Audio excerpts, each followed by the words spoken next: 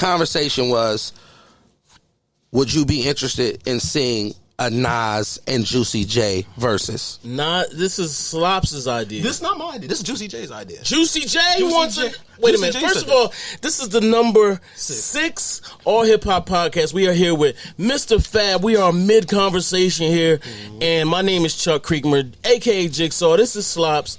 He wants to see Juicy J versus Nas. Juicy J wants to see Juicy J versus Nas. I would rather see Mr. Fab, Mr. FAB versus Nas. But first of all, let's just back up a little bit. You think that's a good idea? I'd like to see it. Not at all. Oh, I'd like to see it. I mean, we kind of already seen them. I mean, like his catalog already with what you call it, Bone Thugs. Bone Thugs. You get what I'm saying? So that'd be difficult. He's not Jadakiss. Give me something to support your thesis of why. I was just backing it up. Like I said, like if you could add the hits that he produced on top of the 3-6 catalog, on top of his second life as a solo artist versus just Nas. You understand what I'm saying? I'm saying 20 for 20. It's a thing.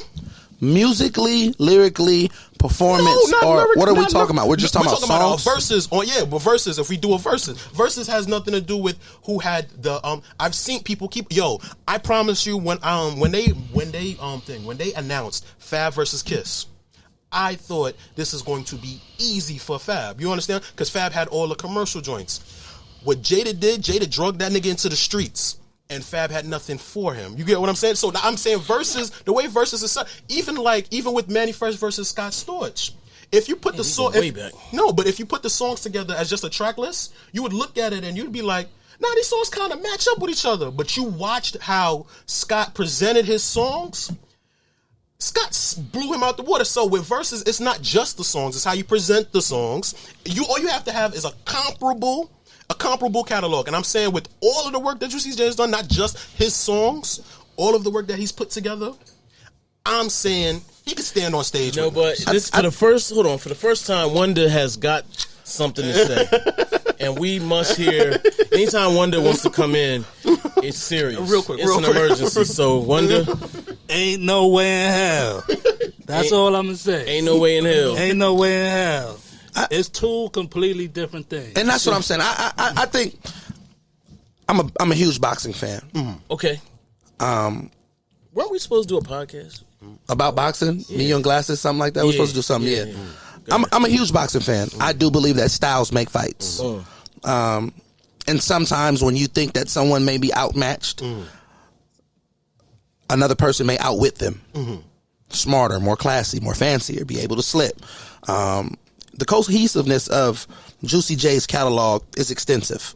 To take nothing away from what he's done for music, to take nothing away from how he's catapulted Memphis, to be a legend in his own right. We talk about Nas. We're talking about a hip-hop conduit, someone who's for 30 years consecutively been able to not only reinvent himself but remain current. Someone who at 47 years old last year won his first Grammy. Someone who just dropped the King Disease Magic continuously to drop music that's refreshing to where you're like, how after all these years you're not even using the same rhymes, like you're still finding new ways to explain certain things. I think it's unfair to a person like Nas to put him in a compromising position to where he could potentially lose just based off what crowd shows up. Right. Ooh. That's a thing too. That's a thing. But that's an important. That's an important thing. Yeah. No, that's a thing. Like, you know what I'm saying? Because it's like absolute thing. It's just you're putting me in a position where it's unfair because my body of work may have gone over some people's heads. Certain people don't understand the measure of what I've been able to do all of these years, and they'll only judge me by how many songs do I have on the top 100s list, or how hot am I, or how many videos do I have to the songs that I have. We love Nas not because of his popular songs. Right. The B-sides. We love the B-sides. We love the lost tapes. We love the wow, rewind. And so it's tough to put someone who bands can make Because that's a Bands Can Make the Dance comes on. That's getting bigger than any Nas song that's getting played. Like you can't play Bands Can Make Me Dance versus You Owe Me. Versus, I'm not saying Juicy J is better. That's all I was saying about, because you said make it make sense to you. Yeah. And when I said that's when it makes, like, the verses is so weird to me because I've seen people that I never thought, like you said, boxing, exactly. Styles make fights. I've seen people I never thought would stood a chance against another person, and it just it went the other way. I have a pivot question. Does this apply to Jay-Z as well? I think we all want to see Jay-Z and Nas. I think not just from the Ether takeover to, there's a long debate. Was Ether better than Takeover? Was Takeover better than Ether? There are several people that will argue there. What you got? I like both. He went political. And I'm not hiding behind a political bias. I actually like both because they represented the individual. Right. Like Takeover was Jay-ish, that was Hove-ish. And Ether was like, I'm going to Ether you. I'm going. So they both did their special move. Like, you know what I'm saying? And they effectively pulled it off. Right. And it was just like, it's tough, man. I think the whole world in hip hop, they want to see Jay and Nas. And I think any other matchup with those two involved would be unfair. Yeah, it's a fact. Jay said nobody. Nobody. I mean, Jay's confidence has always exuded that. That there's nobody that can touch this God flow. But I think if you begin to put those catalogs up and people get a chance to time warp like through history again, and you remember what Nas was able to do, and if Nas comes out like with the Locks type approach towards Dipset, it could get interesting. Very, very. It can get interesting. That's why I say, like, yo, shout out to Kiss, bro. I didn't think anybody could win just off of like street records. And I'm not even talking about like the Dipset versus D-Block. I'm talking about the Fab versus Kiss. Right. When he brought him to the mixtape days, and I seen DJ Booth and Fab scrambling like, yo, what's some hot street? And don't get it twisted, Fab had the streets for a little minute, but he just was prepared to go hit for hit. And he's like, I'll make you fight my fight. Yeah, and who beating Kiss in a street fight? Like that's the rope-a-dope. Who beating Kiss in a Everybody street fight? on paper, George Foreman was going to knock Ali out. Thanks. It's like, there's no way that you can take these punches. We saw how Frazier hit you. This dude hits 20 times harder than Frazier. But I'm going to make you fight my fight. And if I make you fight my fight, I know that I'm comfortable in this. Get tired. Yeah. So it's like I say, it's tough. And how things begin to be set up, it can go any way. Now, speaking of fights, Spence versus Crawford is on the horizon. Who do you have? Two great fighters. Two great fighters. A lot to prove still. Earl's coming off an amazing win. His confidence is great. To watch that man bounce back from almost a life-ending car accident, where he had to learn how to, almost walk again and then fight again, for him to come out and take the fight that he fought coming off that was amazing. For him to go out, he's going out and he's just, he's demonstrating, he's demonstrating class, he's demonstrating posture, he's demonstrating someone who really takes his craft serious. Him and Crawford, I feel like, will go at it, and it will be one of those fights as what fight will be fought. Will be the deciding factor of who has the edge. Do I think that there will be a knockout? No. Okay. No, I think those two guys are, they're not in a vulnerable stage to go out and leave it on the floor, on the mat like that, to risk being knocked out. Right. And they're going to, and they respect each other enough to not. They talking that No, talk. Crawford better leave it all out there. The way Crawford They both talking that No, talk. they've been talking like this though. Yeah, this that's dates true. back to 2018. That's true. They've been at each other like this. So I think that they're going to go out, and it's going to be one of those fights where I don't like you, and I'm going to fight. I'm going to fight like I don't like you. And man, it's tough to say. I mean, if I had to take a pick, oh man, I'm gonna go with Crawford. Okay. I'm gonna go with Crawford, man. I just think he's focused, man. I think both of those guys are focused, man. But if I would have to bet a friendly wager on it, I would bet on Crawford. Yeah, same here. I think Crawford is looking at this leg. I think Spence want to fight him. But I think Crawford looking at like he has to solidify his legacy. He's trying to figure out how to become one of the greats because there was a lot of like him and the promoter was going at it like he's hard to market because he doesn't give you no pizzazz or nothing like that. And I think Crawford is starting to realize like maybe that stoic effect of my career is a thing. So now I have to put up this resume to just show everybody I can stand next to. But that'll get him knocked out. Like when you want to fight the fight that they want you to fight, yeah. You're going to get in there and you're going to get knocked out. From Oakland, California, Andre Ward was able to go out and fight his fights. Yeah. May not have been a major draw, may not have sold out all of the major arenas, but he fought his fights. Yeah. Ain't that Couple called questionables. ducking, Ain't that called ducking, though? Not necessarily called ducking because he never ducked anybody. Floyd fight his fights He fought everybody that he wanted. He fought everybody that people wanted to fight. He went in there and when they did the middleweights, the six fights, he won that. As an Olympian, he won that. He just wasn't willing to do what the boxing masses wanted. Go promote, go talk the stuff, go. Nah, I'm gonna fight. I'm gonna fight. That's not my job. I'm not gonna do all that. And if doing all that is the win all, I don't want it. I walk away. Right. And I respect a fighter like Andre Ward. Just the same as I respect a fighter like Mayweather, whether people call it ducking or not. You look at the 16 titles, the people that he's beat, the last 16 people that he beat, these were all people that were former champions. These were all people that were. I think Mayweather fought every fight. He just fought every fight on his time. Why wouldn't you? He fought. Hey, listen. I think when he after De La Hoya, like De La Hoya was still kind of over the hill, but he had no control over that.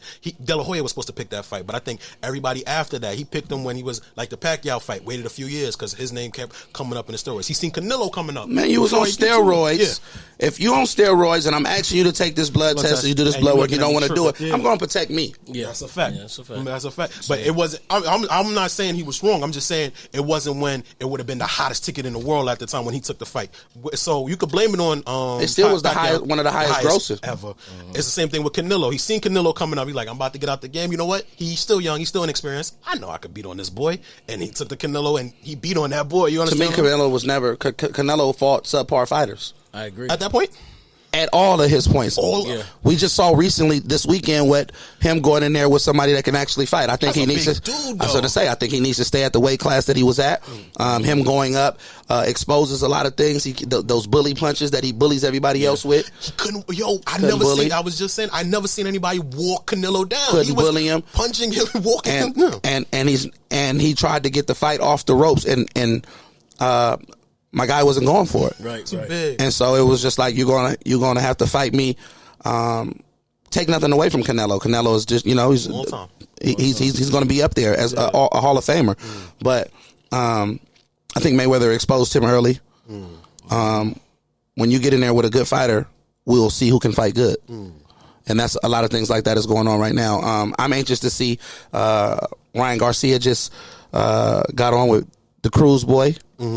That's I think next month at Staples. That's going to be interesting. Cruz did a hell of a job versus Tank. Yeah. Even in the loss, he still won. He was able to, get a fan base, get his name out there. Yeah. He came back the next fight, knocked out Gamboa, even though he's an ailing Gamboa. But that's why when people was talking about this is Tank's I great hated fight. seeing Gamboa go out like that, bro. Yeah, Gamboa was nice. Remember when 50 had him? Yeah, Man, he was like nice. little Mike Tyson. Yeah, he was out the Cuba. He was nice. Yeah. But so Cruz is on the rise. I think Ryan Garcia, this is going to be a tough fight for him. Ryan is out there to set. He wants to prove that he's actually a great fighter. Here's his chance to go up against him. I think that he's constantly ducking Devin. We're actually going to go to Australia to go watch Devin fight. You think so? You put it out there. He's ducking Devin. Yeah. I still want him to fight Lomo. I'm bugging. I still kind of want him to fight Lomo now. That should be good. I mean, Ryan has a good team behind him. Very young guys. It's just about him going out there and saying, the term ducking someone is very difficult because when you're in that position to say, man, dude, listen, I'm gonna pick my fights. You're fighting somebody. I'm fighting somebody. You're fighting. So regardless of, I'm not gonna fight who y'all want me to fight just because that's for y'all excitement. Yeah. This is at the end of the day, you got boxing and then you got business. Right. My business is going to be better than my boxing. Right. Floyd showed that. Yeah, That's why he's the best ever. You know what I'm saying? Floyd showed that. So, the Devin Kambosos fight is something that I'm looking forward towards. I think this will be a big challenge for Devin Haney. But when you say that, it makes me think of MMA, and that one mentality opened up the door for the rise of MMA, in my opinion. You gotta fight everybody. Yeah, and granted, the MMA dudes, they don't get paid as much, they don't last as long, and I don't know about the repercussions behind the punishment they take, because I know Floyd is big on that. But so the business is not there at all. I mean, you got warriors, you got Spartans, you got boxers. True. You know, your warriors, you got your MMA. Yeah. You know, they don't really care about nothing. You know, these guys, they don't really care about nothing. Right. Let me ask you this: where are all the black heavyweight fighters, especially the great ones? Where are the great heavyweight fighters that are black? I want to see some more black heavyweights. You and me both. Yeah. You and me both. What the hell's going on? Although I knew that Tyson Fury was better than Deontay Wilder, I didn't want to bet against him. Right. Like, I was like, it's like, you want to bet? You want to bet? I'm like, I can't bet against the brother. Right. Because in my heart, I wanted him to win. Yes, facts. Like, I wanted him to be like, knock him out, knock that through. But I knew Tyson was Tyson Fury is great, man. Yeah, he is, and you love him too. By the way, he's not somebody we hated. He's not hard to like. Yeah, you know. So it's tough, man. Especially at that class, at the weight class. You know, you don't see the Mike Tysons anymore. The Vander Holyfields, the Lennox Lewis. You got a few guys, some Englishmen that are going out there boxing, doing pretty good. But the last dude that just fought Tyson. Yeah, he was good. So here's my next question. He got punched up on. Can we blame? Who's to blame? Is it hip hop? Is it hip hop? Is it drug culture? What is the blame? Something is in the culture now that we no longer create these warriors. Wait, hip hop is in the culture for blaming that there's no heavyweight champions? I don't know. I think either everybody wants to rap. Dudes don't want to lift weights no more. No, we're not gonna let hip hop be the hip hop is the fall guy for a lot of things. But we're not gonna let it be. I don't think there's no hip hop champions. I think it's seeing Ali. Have you heard Roy Jones? Have you heard Roy Jones talk lately? Have you heard? I think people have seen there's been a decline in like since the CTE thing. There's been a decline in people signing up their kids for like pee-wee football. Yeah, for sure. But hold on, don't get me mixed up. If I see you wearing all that, and then I see a boxer talking crazy, you know, with a slurred voice and everything. Why? Maybe, you know what I'm saying? I'm gonna switch the. Yeah, okay, I get it. You know what I mean? That's what I'm saying. I'm not blaming. I think the punishment that boxers take, and then in the long haul, it's tough, man. It's tough watching the interviews of an elder Muhammad Ali where he can't articulate as well as he was when he was young. And you knew what that was from. To watch a Joe Frazier do an interview and the mind state that he's in, it's very difficult. Is there a correlation between that? I don't know. Maybe, possibly. But we in the work smarter, not harder era. Yeah. You know what I'm saying? And I think not hip hop. Hip hop would be the last on the totem pole when it comes to that, but there's so many other ways that a person can achieve whatever status that they wish to be without having to go get beat up on. Yeah. I'm saying for real. Wait, you put it like to get beat up on? Yeah, like, that just made it point blank. Listen, bro, you taking some punishment, man. Yeah, that's a fact. Imagine going up against a Klitschko or a Tyson Fury. This is 6'7", 300, 300, leaning on you. Yeah, man, come on, man. Like for saying, what? Like I'm allowing Shaq to legally punch me. Come on, for what? I'm okay. I'm not gonna go in there and fight up for what? Come on, man. We warriors at heart. That's why exactly. you know about we that. stick to middleweight. Better be a warrior and something else. Let your mind be a warrior, man. We also architects. We also geniuses. Right, we also the first brain surgeons or engineers. We're all of that. Yeah, you know what I mean? True indeed. For real. So Fab, so I want to pivot a little bit, man. Before we got to rapping about music or even boxing, man, you had a lot of ventures going on, man. And so can we get into some of that, man? The nightclub, just school, like just run it down. You have a resume. Just open up a nightclub. Just the game goes. Teach me the game. Give us the game. opened up a nightclub. My mother always wanted a nightclub when I was young, and she would work countless hours at these nightclubs around the city. And it was always a dream of hers to have her own nightclub. And I told her when I was young, you know, one day I'll buy your nightclub, Mom. Blessings being bestowed upon us, I was able to do that, you know, name the nightclub after my mother, Desi's. And it's something that I hold in high regards just based off, it's a checklist. You know, when you're young, you got that dream board, and I'm still checking things off of that dream board. And it's a fulfilling feeling to be able to do that in the heart of the city. So the nightclub, the clothing store, the nail shops, and then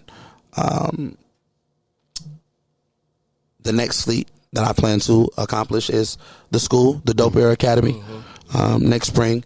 Of just finding the building. We already have a 50-page curriculum. Everything is already in place as far as staffing and things of that nature. Now it's just about finding a location. But the untraditional curriculums of, we're not going to teach the social studies and the history and things of that nature to remind people of the struggles that we had to go through. We're going to actually give them a new sheet to teach them about financial literacy, computer coding, tech worlds, audio engineering, musical engineering, recording, real estate. And these are the things that are going to give them an advantage to even then level the playing fields. Coming from the communities that we come from, the playing fields are always at odds just based off the fact of we don't have access to the same level of education that other kids have. As black parents, unfortunately, we come from the don't touch that era. Where get your hand out of that socket, leave that alone. Instead of educating our children on how to do these things, we tell them don't do it, or we tell them, we put an age limit on education. And there's no age limit on education when you look outside of the parentheses of these other people of where they're getting. So we box our children in, and we have to remove those boxes. So that's what the Dope Era Academy is set out to do, to be able to give to even the playing fields, man, and take the training wheels off of our children. You know, we put these training wheels on our children, and then we complain because soon as we allow them to wear training wheels for so long, and then when 18 come, we complain about them being in the house and not contributing, and we put our children out. So now our children are 18, 19 years old in a world that they aren't prepared for, and they're forced to survive. And in that survival, everything else goes through the roof. Now we have, the crime rate goes up. The scarcity of wondering where my next meal is going to go up. So we put them in positions to where deprivation is at a high time, and in times of despair, they go out and they do desperate things. So it's unfortunate because for one, we pad it for them, and then we let them go. And then it's a crash and burn. So I think we need to take heed to what other people are doing. You look in the Asian households, it'll be 10 of them living in one house. And they'll go, we're going to save up, we buy a house. Okay, then you next. We're going to buy a house. Then you next. And 10, 15 years, 10 people got houses. That goes back into the family. That's equity. Our family equity, our building, life insurance plans, a lot of these other things that aren't being pushed to us in the same way that these other narratives are being pushed to us. And the influencers, we have to be mindful of that and begin to push that and those agendas on our children and change the narrative. So the game would be learning more, investing more in prevention as opposed to rehabilitation. I think once the time is spent more in prevention, by the time you have to rehabilitate, it's almost too late. It's difficult, By the time that young kid then went to juvenile hall and then got a taste of being incarcerated, juvenile hall and the penitentiary is no different than him. Because he will be accompanied by a council of people that he's been going to jail with his whole life. So now these are friends in incarceration, and now they have things in common, so they can do their time easily. It's my teammate. My cellmate is my teammate. But if we invest in prevention and we begin to spread that knowledge and showing the possibilities of saying, hey, you don't got to be a killer. You don't got to be a gangster. You don't got to be none of that. You could be a business owner. You can open up some successful businesses in your city. You can combat gentrification through regentrification. And regentrification is coming back into those same communities that have been left desolate and opening up business and showing something that's inspiring. I've never heard that word before. Can you? Regentrification. Regentrification, actually, I was watching Sister Soldier, a clip from an interview that she did several years ago, and she said that. And I took a liking to it because I had never heard it as well. Do you know who Sister Soldier is? Yes, I do, sir. Okay, just checking. I read Coldest Winter. And that sister is so heavy, and her talks and her speaks and everything that is. We're more likely to see someone come from the communities that we come from that goes back and opens up, and it's like, damn, I could do that too. Yeah, man. And that's now, the important thing. This. Is there any way to recontextualize the slavery conversation? Because we don't get the real even in the schools now. So what we do get is watered down, or it's a white lens that we tell it through. I often think there is a way to tell. I actually worry about that. Now, or are you saying they already get that in school? What I feel is if you remind a person that they were slaves and you compare them and you teach them that they were you were a slave. Well, I always used enslaved African. That's what I always say. Enslaved African. Your people were slaves. Y'all pick cotton. Y'all work for us. It gives you an inferiority complex. Okay. And in that complex, you always see white supremacy as the epitome of what success is. Now, if we erase that teaching of, if we go back before 1607 and 1594, and we go before that and we say, wait a minute, before we built plantations, we built pyramids. We created civilizations. Navigation. We navigate. We are the black designers of this realm. Right. Irrigation systems, the first societies of knowledge, of cultivated knowledge, universities. Yes. Now, if I'm looking at my people saying, wow, wait a minute, we were scholars and brain surgeons before we ever picked cotton, the chances of my mind state saying that I can return to that, That's the thing. Yeah. the more of a possibility. Yeah. So what you're saying is like sandwich that era, that antebellum slavery, you sandwich that in between the fact that we were great and we're going to return to greatness. Because at first I'm thinking like, you mean like we just don't tell it at all? No, not at all. Because you show how resilient we are as a people. That's a fact. But resilience alone is not enough. Yeah. That's Because anyone can endure a battle. not anyone. Us. Not anyone. Let me not anyone. Yeah. But in enduring a battle, the psychological impact on that can go either way. You'll take a woman who may have been in an abusive relationship. In her future, she looks for that, unfortunately.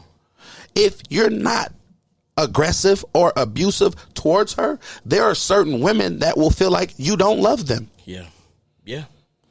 There are women who have a mentality. And men too, by the way. Men too. Men, if you're not toxic, if you're not checking my phone, if you're not worrying about where I've been, you don't like me. You don't love me. If you're not scratching my car, if you're not breaking my window, we have been conditioned to embrace toxicity. Yeah. Because those are the ones we were taught had the good pussy. But in that toxicity is something that we began to normalize. Right. When you get older, that's played out. Yeah, that's like, too much. wait You a tired of minute. that. Yeah, you tired of that at a certain. Like, lady, if I don't hit you, I don't love you. That's crazy. Yeah. But then you look at everybody in her life. Her father hit her. Her grandfather hit her. Her boyfriend hit her. Her brother hit her. Well, she's been a punching bag. And that's how she's responded to love. We have been conditioned. After slavery, there was no post-traumatic help. There was no reacclimation into society. There was no re-entry programs. There was no conditioning where we sat down and was taught how to adjust and to act normal. There was none of that. It was just, nigga, get up, dust yourself off. And they had racism, and they had redlining, and it was Jim Crow. All of these things. We talk about all of these things that are still here today. Absolutely. We talk about in the Tulsa bombings, when Tulsa was bombed on Black Wall Street. Do you know that none of those businesses, over those 200 businesses that existed in Tulsa at the time, none of those were honored? None of their insurance plans were honored. That's why they were never able to rebuild. No reparations. So you mean that they'll go get insurance and they'll pay these insurance bonds to these rich white establishments in the 1920s. Right. And when when Greenwood was bombed, none of their insurance policies were honored. Yep. So everything was depleted. Destroyed. Razed. Our insurance policies as black people are not honored in America. So the things that we get off the grit, when we say we get it out the mud, that really shows that resilience. Yeah. But now with that resilience, we have to continue to keep building, and we have to change the narrative. And in changing that narrative is about saying, okay, the rapper can transcend to the CEO. The basketball player can transcend into the general manager, the owner of the team. Why isn't it that most of the basketball players that played in the era that we grew up watching the NBA, why aren't many of them the GMs? Why is there only one basketball player that's an owner of the team? Yeah. Who's that, Magic? No, Michael. MJ. He on MJ, Charlotte. Yeah, the Hornets. So that's crazy to me. Yeah. We have 32 teams and only one is the majority owner who's a former player.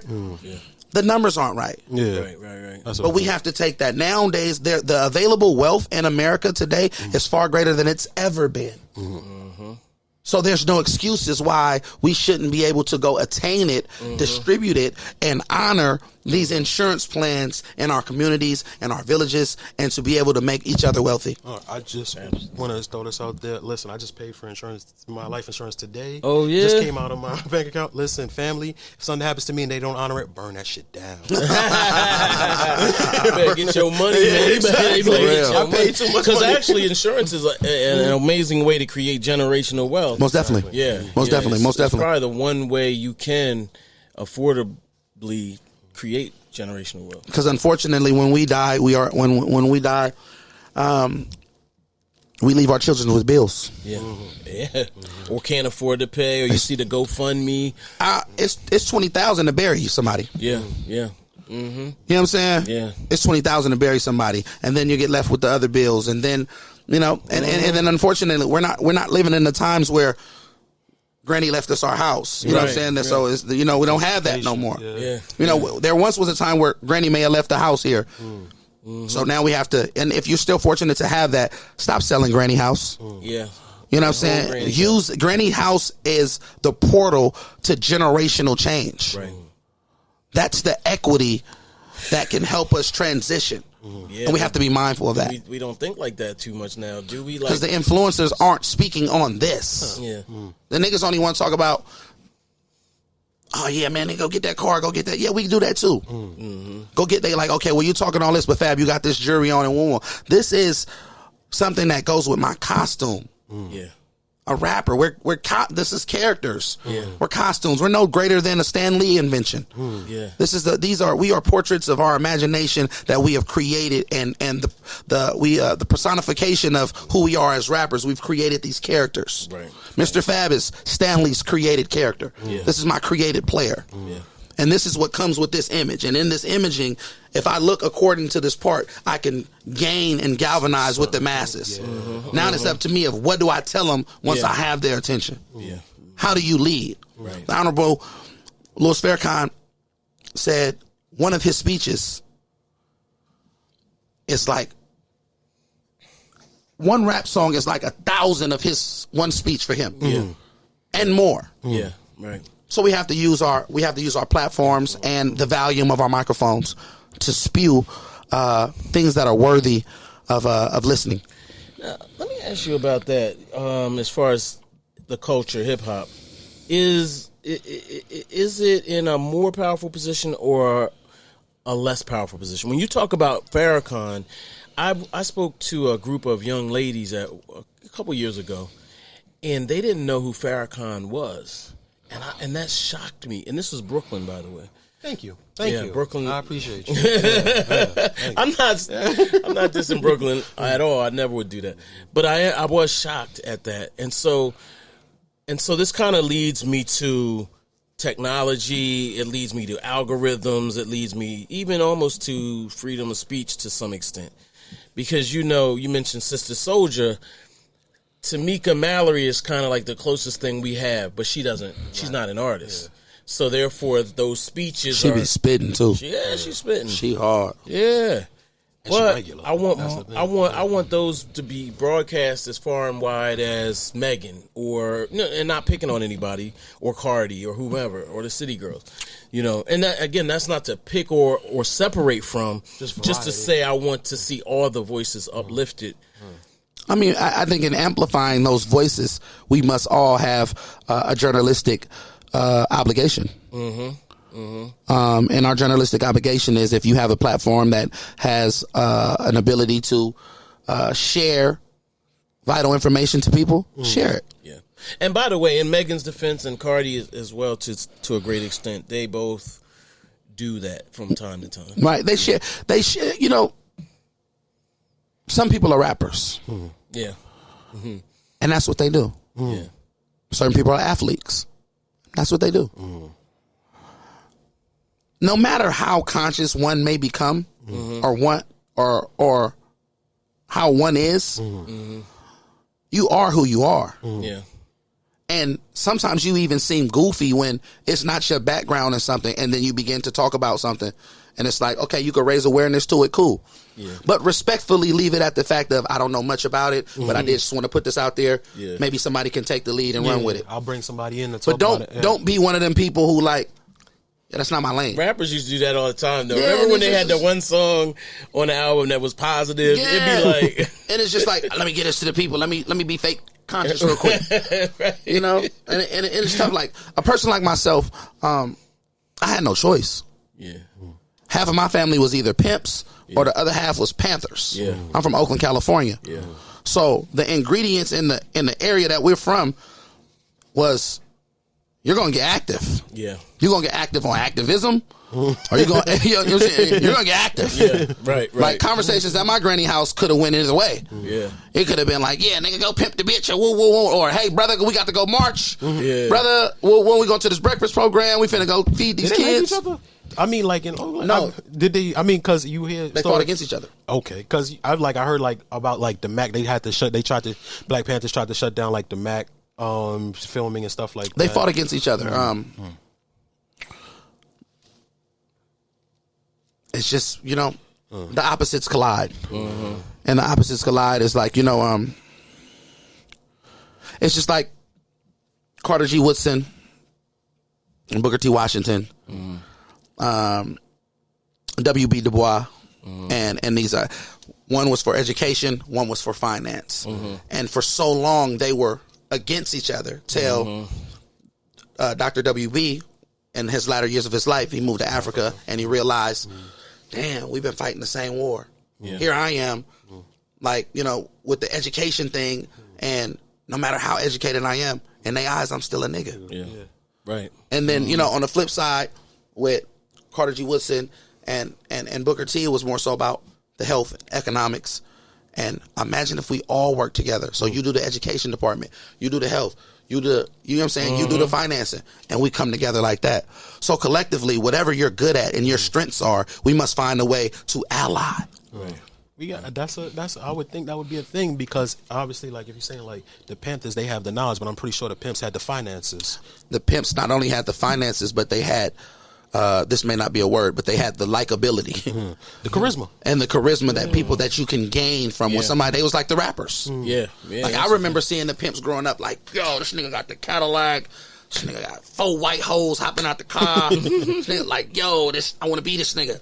Yeah. Like, you know what I'm saying? That was like, I ain't see no Cadillacs, no Pimps, and no white hoes when I was growing up. Oh, that's crazy. Not a one. Like I grew up on San Pablo, like the infamous San Pablo street where the Mac was shot and all of this. Like, so I watched that. Like I grew up in a household where that was at any given time. Pops may pop up with some, and I'm not. There was once upon a time when I would brag about that. Yeah. I was happy that my father was a pimp. Right. To me, that was like, yeah, nigga, my daddy a pimp. Yeah. But those are more the things that we would have been promoted the poison so long that we started promoting the poisons. Yeah. And then the communities, we promote poisons and we promote the things that are the most destructive to our communities. And we are prideful about that. We have to stop being prideful about the poisons. But saying all that, these are the things that I saw. Right. And it shaped my mind until you get to an age where you unlearn some of the things that you once sought after. Right. Yeah. Do you miss conscious rappers? I hate the term conscious rapper because when, you know, Chuck D and KRS were out, we didn't say, man, those are some good conscious rappers. You know, man, I love that conscious rap. Would you consider Tupac a conscious rapper? Yeah. I miss conscious rappers. Yeah. I mean, Kendrick just dropped, and that was, if that wasn't a conscious record, I wouldn't know what to call it. Like, Kendrick's last joint that he just dropped. So, I mean, isn't it prevalent still? No, it's not prevalent, but you do have artistry and the intersection of the two, consciousness and artistry, which I think a lot of conscious rappers forget about. The marketing, the promotion, the artistry, What's a conscious rapper? Smart. That's not fair because I'm just kidding. I'm sorry. It's not true. That's not true. That's not true. It's so unfair because I'm not.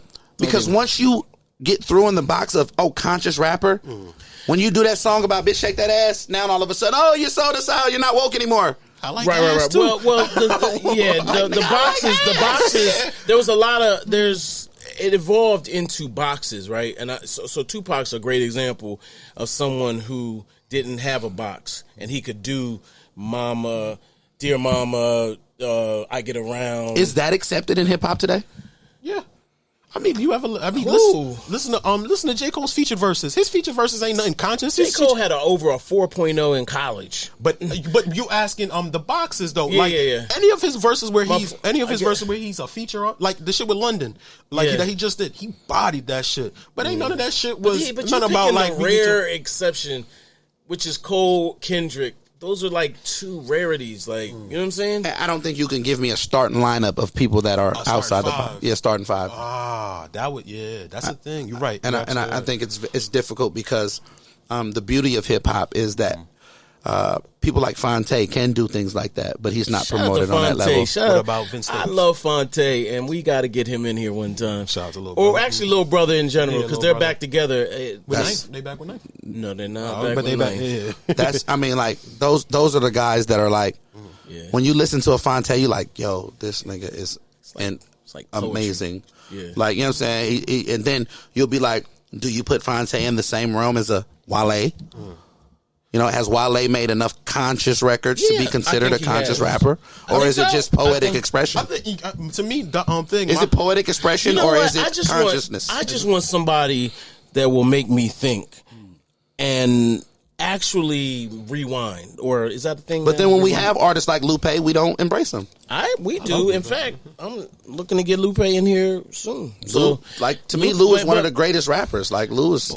Have we dumbed down? Yes, Lou is definitely. And, we'll talk about some stuff offline. But Lou is another one of those guys who has his niche, and he owns that space. But I feel like he's not looking to do... well, you know what? Let me not assume. It's just, it's tough. It's tough when you're not being, when you see others being championed for things that you've been doing. That's discouraging. Right. And then when you're from the guy that goes to the D3 school who's better than the guy that plays D1, but he just didn't have access to go D1. Right. His hunger eventually turns into hate. Right. Or humiliation. Right.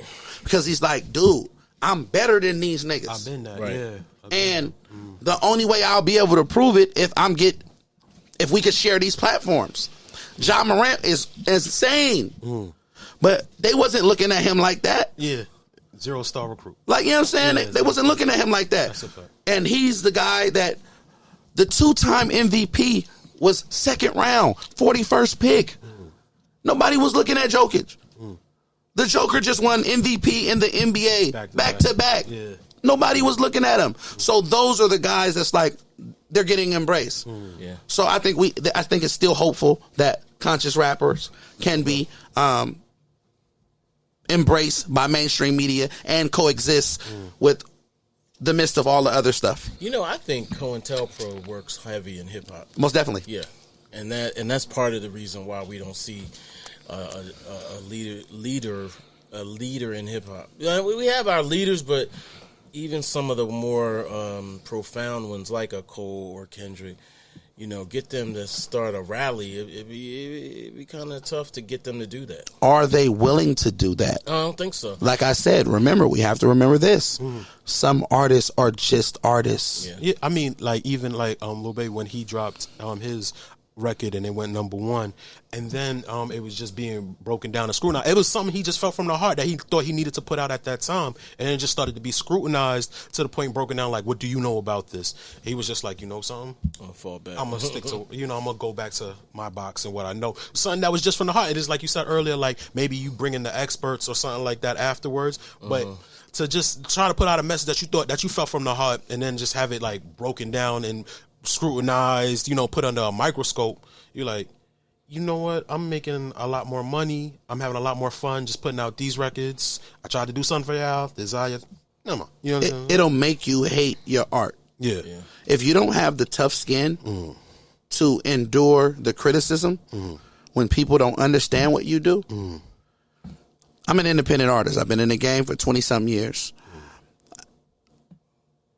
The music that I make is music that I want to make. I don't go in there and try to make a record that may appeal to the masses. When I feel like that D3, D4 player, you put me against any of these other rappers, can I out-rap them? Do I have more personality than them? I feel like, yes. Mr. Hey, baby. You feel me? All of that. We talk accolades, we talk accomplishments, we talk resume. It just hasn't been amplified like that. I think Benny the Butcher is a great example of someone who's finally getting his shine. A guy who's from Buffalo, who's under the radar, but now you link up with an Eminem and you link up with a Jay-Z, and now everybody's paying attention, and you go out and you demonstrate quality skill, content, good music. He represents for the underdogs, and I love to see a guy like that win. Yeah. Because it still gives hope that there are people out there that have been overlooked, that have been not noticed, but that has everything that we're hopeful for. Yeah. Yo, I'm gonna stop you right there. We gonna have you back. It's gotta be a regular. We always gonna have you back. Every time I just got a free TED Talk right here. That's a Straight up. Hey, It's always a TED Talk. I've done TED Talk before. Yeah, I've actually seen it. It's always a She's TED proud Talk. of me. Last time, you know, I'm working with Chuck now. Yeah, before I wasn't with Chuck. Man, we keep going. We building for elevation. That's a fact. Nah, That's man, a we fact. appreciate you, bro, and I appreciate you pulling up and like not sneaking into the city and being out like most of these people do. You know what I'm saying? And I respect the efforts that you're putting in to give back. And to get back to your mom, man. My mom doesn't need a house, but I want to buy her one, man. So we're gonna try to figure out a way to buy my mom a house that she doesn't need. We're gonna get this podcast to pop, man. And our parents have sacrificed so much for us, Yeah. man. But to all of those, to our ancestors, to every more, remember, it is up to the villagers to preserve the village. And that's our mission as influencers, as journalists, as, you know, podcasters, as rappers, as whatever it is. Remember, we represent our village every time we step outside. Do a great representation by representing the village properly. And that's all we can say. Thankful of everything that we've been doing, man. I appreciate you guys. Even in this dialogue, this is beautiful. Thank you. And I appreciate that. Yeah, Thank salute. y'all, man, for sure. Yeah. Oh, man.